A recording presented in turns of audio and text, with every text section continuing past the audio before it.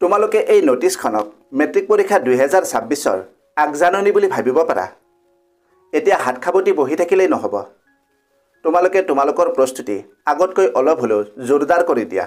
নোটিছখনৰ ছাবজেক্টটো মন কৰিবা। ছাবজেক্টটো এনেদৰে দিয়া আছে, guidelines for constitution of centre committee for conduct of the Assam state school education board division 1 examination 2026 অৰ্থাৎ HSLC 2026। অসম ৰাজ্যিক বিদ্যালয় শিক্ষা পৰিষদ সমণ্ডল 1ৰ পৰীক্ষা 2026 পৰিচালনাৰ কেন্দ্ৰ সমিতিৰ গঠনৰ নিৰ্দেশনা।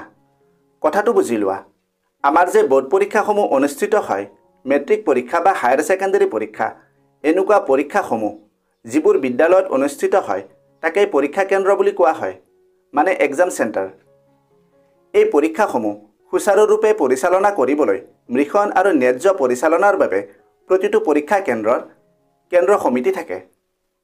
এই নোটিছখন প্ৰকাশ কৰাৰ উদ্দেশ্য হ'ল পৰীক্ষা কেন্দ্ৰসমূহক পৰীক্ষা পৰিচালনা সমিতি গঠন কৰিবলৈ নিৰ্দেশনা দিয়া হৈছে।